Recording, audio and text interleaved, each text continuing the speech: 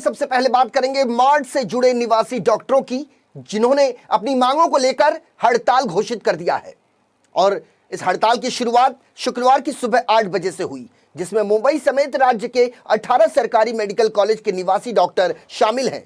बताया जा रहा है कि सरकार की ओर से शैक्षणिक फीस माफ न किए जाने पर रेजिडेंट डॉक्टरों ने हड़ताल पर जाने का फैसला किया। हालांकि सामूहिक अवकाश पर जाने के दौरान resident doctor Covid ward, emergency ward और आईसीयू वार्ड में अपनी सेवाएं देते रहेंगे। मरीजों को कोई परेशानी ना हो, इसलिए ओपीडी में अस्पताल के वरिष्ठ डॉक्टर अपनी सेवाएं देंगे।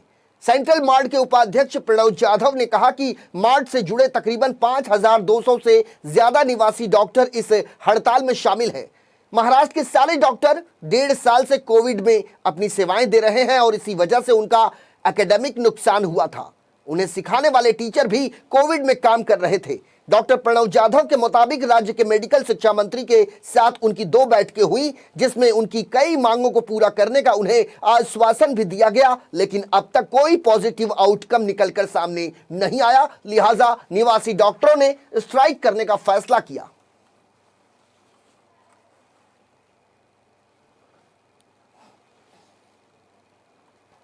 नमस्ते, मैं doctor Pranav Jadhav, vice president central MARD. मैं आपको बताना चाहता हूँ 1 अक्टूबर सुबह 8 बजे से महाराष्ट्र के 5200 से ज़्यादा निवासी डॉक्टर इंडेफिनिट स्ट्राइक पे जाने वाले हैं, क्योंकि महाराष्ट्र के सारे निवासी डॉक्टर 1.5 साल से ज़्यादा कोविड में सेवा दे रहे हैं और इसी कारण उनका एकेडमिक लॉस हुआ था। पर क्योंकि उनको सिखाने वाले टीचर्स भी कोविड में काम कर रहे थे, इसीलिए हमने 2 मीटिंग्स रखा था हमारे स्टेट मेडिकल एजुकेशन मिनिस्टर के साथ। और सर हमारे शैक्षणिक फी माफी की डिमांड के लिए पॉजिटिव थे। इसी के साथ कोविड इंसेंटिव सारे रेसिडेंट डॉक्टर्स के लिए भी देने के लिए सर रेडी थे। इसके साथ ही बीएमसी कॉलेजेस में जो टैक्स डिडक्ट होता उनके सैलरी पे, वो भी सर ने डिमांड एक्सेप्ट किया था। और इसके साथ ही जो भी मेडिकल कॉलेजेस में हॉस्टल के सीरियस इश्यूज है वो भी सॉल्व करने का सर ने हमको आश्वासन दिया था। इसीलिए डीएमएल से प्रपोजल भी गया था मेडिकल एजुकेशन मिनिस्ट्री के लिए, पर अभी तक मिनिस्ट्री से हमको कुछ पॉजिटिव आउटकम नहीं आया। इसीलिए हमने ये डिसाइड किया है पूरा महाराष्ट्र में सारे निवासी डॉक्टर स्ट्राइक पे जाएंगे।